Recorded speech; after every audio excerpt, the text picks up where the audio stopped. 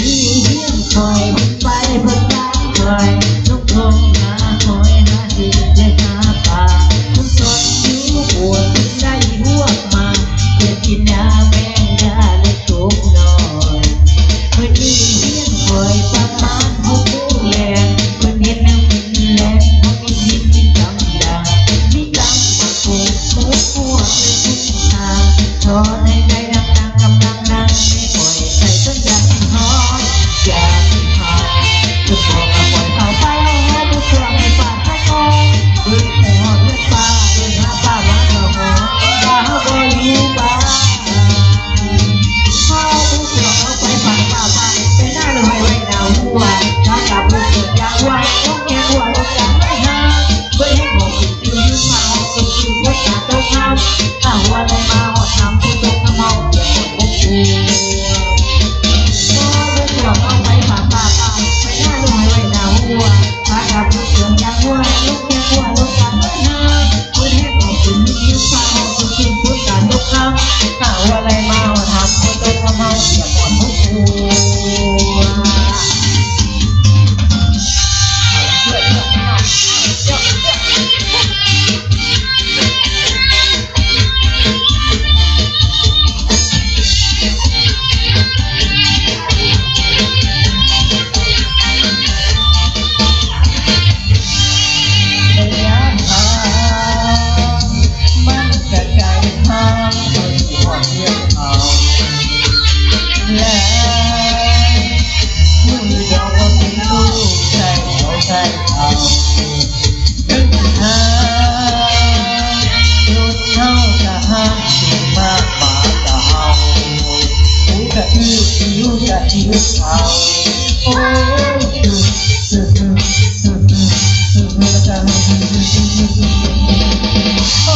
กูเอาไปฝากป้าไปไปหน้าเลยไว้ดาวหัวถ้าจับลูกเกิดยางไว้ลูกแข็งหัวลูกยางไม่ทางลูกแข็งหัวยุบยุบพอห้องยุบยุบยุบตาตกคำถ้าหัวได้มาหัวทำมันตกคำเราอย่าขาดพวกกู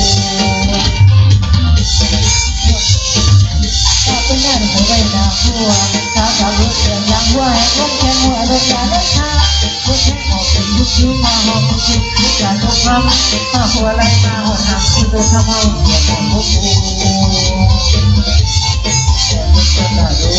ไม่ป่าเราหูโมหูว่าโอ้พวกไม่ป่าป่า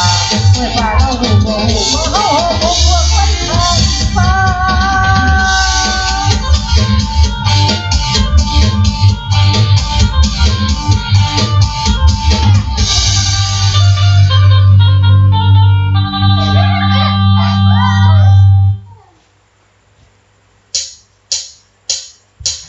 โอ้ยแม่แตงโมโอ้ยมันสุดโอ้โอ้ยเป็นมันเท้ากับคอโอ้ยนวลอ่องตองแท้โอ้ยมันยกร้อง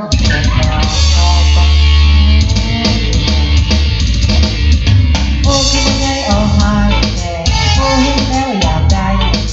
ที่จะตาไปคันหน้ามันไม่ไปนับนาทีนับนาทีที่ว่าแค่พวกเขาจะมีว่าไอ้แค่พวกเขาจะมี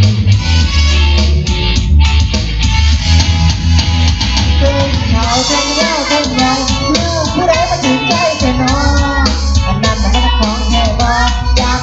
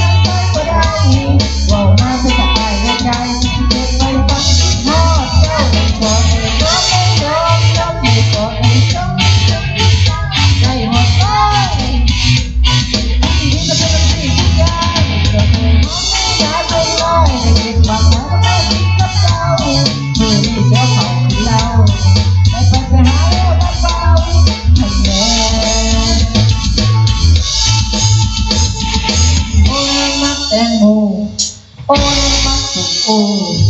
โอ้ยคงมักควา